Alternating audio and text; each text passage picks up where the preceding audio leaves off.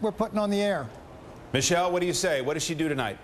Well, you know, I think that she's got to do what we just saw Politico talk about, but also, David, I think it is very important, coming off a couple of weeks of some pretty horrible interviews, that Sarah Palin demonstrates to the American public that she can answer a question and that she can do so not really in small sound bites, but in lengthy sentences. She's got to show a very good grasp of domestic and foreign policy, and quite frankly, I think she needs to look more than like vice presidential material tonight. I think that people are thinking, does she have enough experience to be president should that become necessary? And I think because of that, and because of Senator McCain's age and the fact that some Americans are looking at that she absolutely has to give people the impression that she looks presidential and she could, in fact, be president on day one if that ever became necessary. John Hartwood, let's talk about sound bites. This is the one a lot of people are talking about from Palin's interview with Katie Couric on CBS.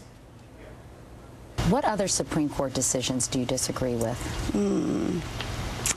Well, let's see. There's, of course, in the great history of America, there have been rulings that...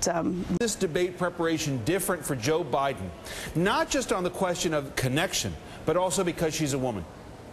Well, Biden's got to be very careful, because I think people will remember Rick Lazio's problem when he debated Senator Clinton and some of the problems that occurred in the Geraldine Ferraro debate a few years ago. He's really got to avoid being condescending. He has to avoid being paternalistic or in any way just acting, trying to give the impression that Sarah Palin does not belong on the same debating ground as he does. I think the debate tonight really, David, is Sarah Palin against Sarah Palin. It is hers to win or lose, and I think if Biden can just be gaffe-free and stay out of her space and really talk about the issues and continue to connect with working class voters, he'll do fine. Pat, talk about Joe Biden tonight, his test and potential pitfalls.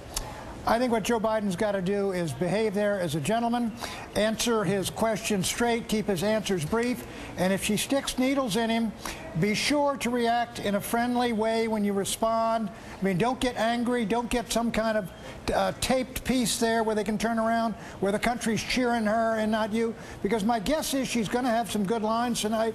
And frankly, Joe Biden has been on the left side of, whether you go back to Vietnam, you go back to the Reagan era, that she can hit him on which will satisfy conservatives enormously, and if he comes flaring back,